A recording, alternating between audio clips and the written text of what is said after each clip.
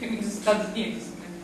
E essa taxa era diretamente dirigida à Cinemateca Francesa, que foi criada para fomentar, então, novamente a produção de cinema francês. A partir do momento que eles perderam a distribuição, porque tiveram de assinar um acordo, eles ao menos começaram a fomentar de novo uma produção, porque evidentemente dinheiro para investimento em audiovisual era a última coisa disponível. Não foi o melhor dos mundos, mas foi o melhor dos mundos possíveis à época. Agora, o que os Estados Unidos estavam buscando com isso? A arrecadação da bilheteria? Não, pelo menos não só. Mas tudo que vai dentro dos filmes e que não é cultural, que porém suscita desejo de consumo. Então, de novo, mensagem simbólica e interesses econômicos. Eu quero o carro do mocinho do filme. Eu quero o corte de cabelo da mocinha da novela. E tudo mais que a gente vê da língua que é falada naquele país, ao local de filmagem, vídeo Senhor dos Anéis, Nova Zelândia, que houve, né? Entre outros exemplos, vários, até todo e qualquer produto e serviço que é veiculado dentro desses filmes. Por isso, tanto merchandising sempre na novela 18, né, entre outros, a gente, mas que forçação, se não funcionasse, não continuariam fazendo.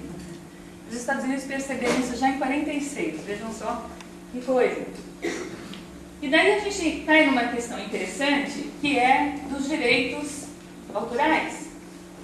Pensando sempre nos Estados Unidos. E a minha crítica aqui não é especificamente aos Estados Unidos, mas é um exemplo de como, quando se tem uma estratégia de união entre interesses econômicos, culturais e políticos, a coisa pode funcionar e gerar muitos mais recursos do que de fato são investidos inicialmente. Então a gente tem um viés de olhar a cultura não como despesa, mas sim agora como investimento. O dinheiro que eu coloco é menor do que o dinheiro que eu consigo depois.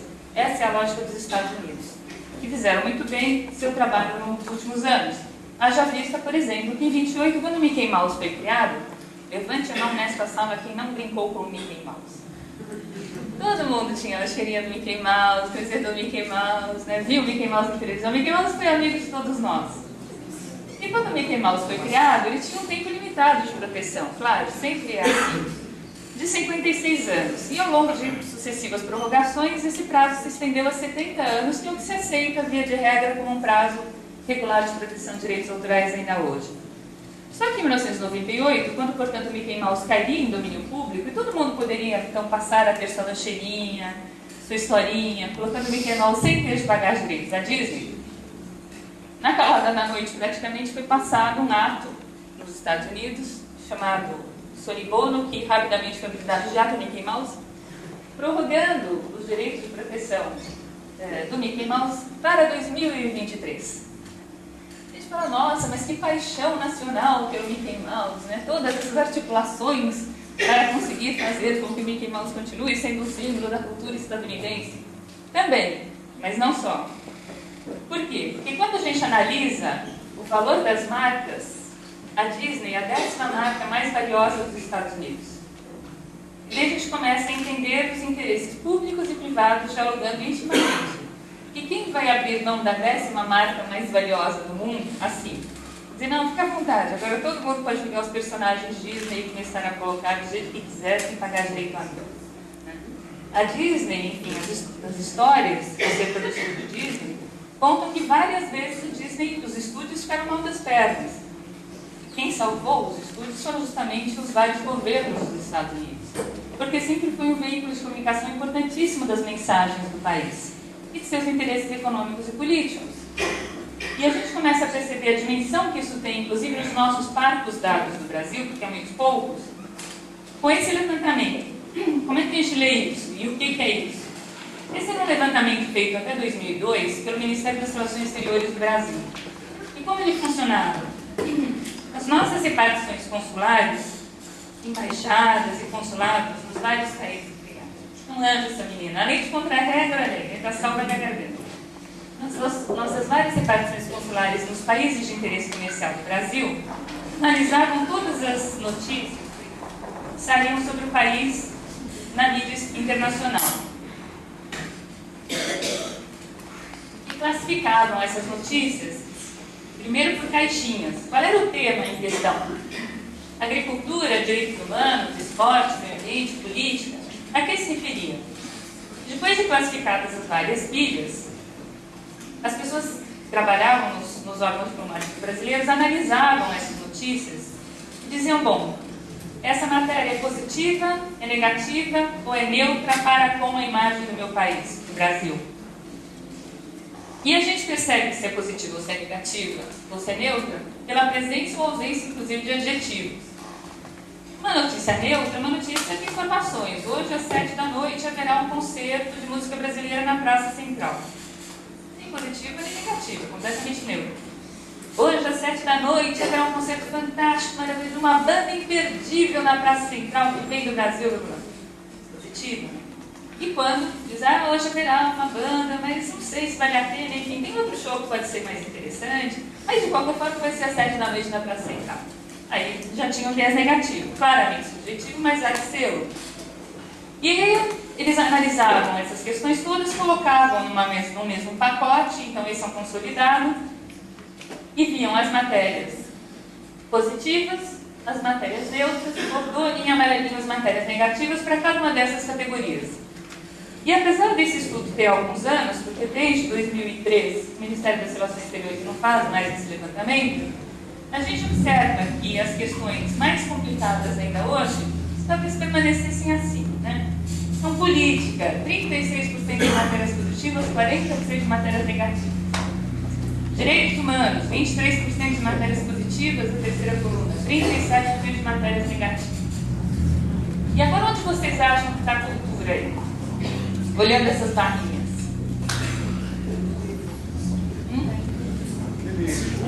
Segunda, da esquerda para a direita. Bingo, quem ganhou uma paçoquinha? 67% de matérias positivas, 30% de matérias neutras, 3% de matérias negativas. E o que a gente está vendo aqui? Não só o potencial gigantesco da cultura para movimentar a própria cara da cultura brasileira lá fora. Então agora a música brasileira, o cinema brasileiro e daí para frente. Mas também para movimentar todos os outros serviços e produtos da economia brasileira, que é a contraparte da história do Acordo de Gomburns. Como os nossos produtos e serviços são recebidos em função da imagem do Brasil lá fora? Uma imagem de seriedade?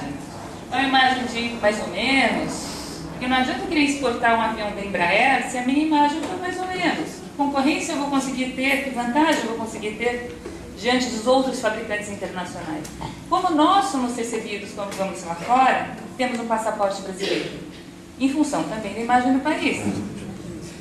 Como os nossos expatriados, como os nossos funcionários são recebidos, como de um país interessante, rico, ou como de um país mais ou menos. Então, o potencial da cultura para construir essas imagens que vão muito além da própria cultura é impressionante, pelos próprios dados que a gente tem no Ministério das Relações Exteriores. A saída do Lula que já falou, vamos para o próximo. E daí a gente dá um último pulo e chega aqui no início do século agora, né, a virada do século. E o que a gente tem? Uma prevalência do termo criativo, né? Economia criativa, as indústrias criativas, cidade criativa, classe criativa, tudo em cima de criatividade. Como se desde sempre a criatividade não fosse o motor da economia e da gente. A gente inventou o fogo, inventou a roda, descobriu o fogo, inventou a roda, em cima de criatividade. Mas nesse momento a gente tem uma prevalência desse termo. E alguns autores resgatam, inclusive, os textos dos antigos gregos, inclusive, como Domenico De Masi, né, O Futuro do Trabalho, O Ócio Criativo, dialogando com John Ruskin ainda na Revolução Industrial. E o que eles estão dizendo, esses autores que surgem nesse momento com maior profusão? Que criatividade e pensar, ter liberdade para pensar é absolutamente fundamental, não só para uma sociedade, mas para uma economia. Porque sem observação e experiência não é design. Então, para aquela história de você é pago para fazer e não para pensar. Pare com aquela história de eu vou tirar férias mas que folgado, né? Não vai trabalhar não. Porque não tirar férias não é produtivo. Porque aquela história da gente descobrir a resolução dos problemas no chuveiro ou enquanto dorme, significa que a cabeça está pensando quando consegue relaxar. Se eu ficar sempre em cima do problema, eu não consigo encontrar solução, não é assim? Quem não teve já a solução para o problema tomando banho? Que é o momento que a gente se permite não pensar no problema. Né? E daí vem a solução. Mas o que mudou, então? Várias questões mudaram. E todas elas, de alguma forma, pegam também com a questão da economia. Primeiro, a gente tem a desindustrialização de parte da economia. A gente fala muito da tal da sociedade pós-industrial, que é fato em alguns países, não em todos, alguns começam a se industrializar agora, e é fato em algumas partes de outros países. Como a gente vê nas grandes cidades também, que agora começam a se desindustrializar. Por quê? Porque tem uma mudança da indústria para os serviços.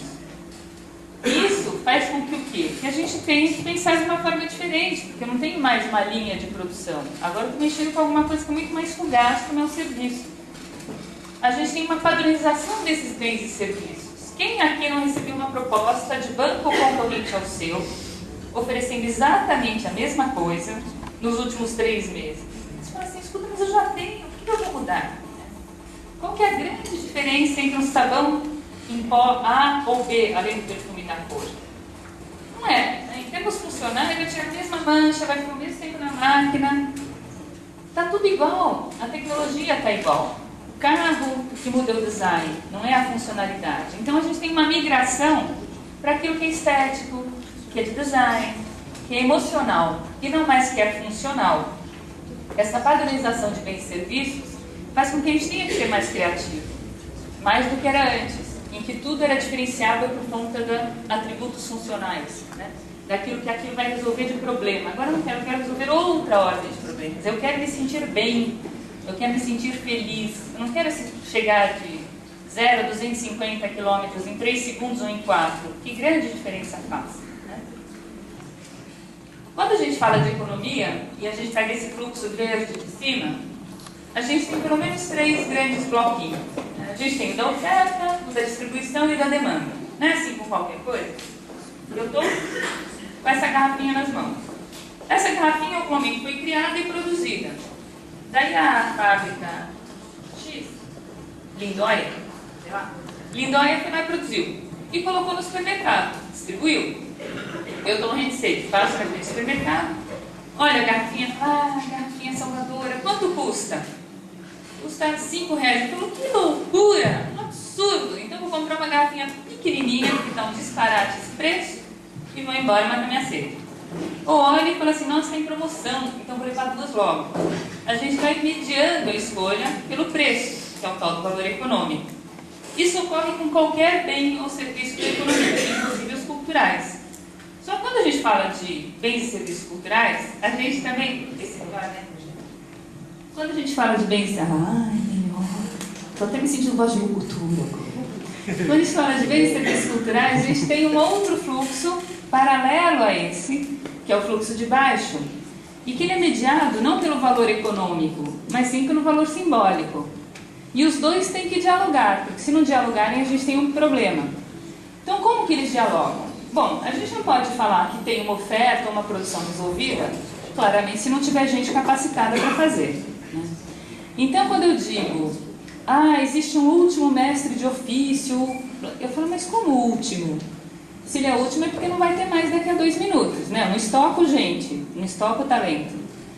Então, não tem ninguém mais que queira seguir a carreira desse mestre de ofício? Até tem, mas o menino quer casar, quer comprar sua casa, quer ajudar os pais, e nesse ofício ele não consegue pagar as contas. Ele até pode fazer eventualmente, mas por diletantismo da meia-noite às 6. Mas como sobrevivência ele não vai fazer. Então não há como, quando se trata de cultura, pensar em estoque. Para ter uma produção, eu preciso dar vazão a esses mestres de ofício e a seus saberes e fazeres. Eu preciso ter gente capacitada em permanência, para que isso seja passado de um para o outro. Quando eu falo de distribuição e difusão, eu tenho necessariamente que ter uma democracia desses canais. E que democracia eu tenho? Quando hoje no Brasil a gente tem 8% dos municípios com salas de cinema, a gente tem 5.564 municípios. Se só 8% tem sala de cinema, uma sala que seja, significa que 5.100 dos 5.564 municípios não sabem o que é ter uma sala de cinema. E de que democracia de difusão eu estou falando? Mas tem a televisão, que entra em 98% dos lares, ótimo. Quais são as minhas opções dentro da televisão? Grandes opções. Não dá. Como se não bastasse, não só tem poucas salas de cinema, poucos municípios com salas de cinema, mas 85% dessas salas passam os filmes dos grandes estúdios, né? por conta do acordo de Bloomberg e de vários outros que foram sendo celebrados. E os grandes estúdios de cinema controlam também a distribuição. Que padaria vai vender o pão do vizinho? Vai, cada padaria quer vender o seu. Então eu vendo o pão que eu estou produzindo, eu vendo o filme que eu estou produzindo, na minha padaria. Controla 85% dos 8%, fica difícil.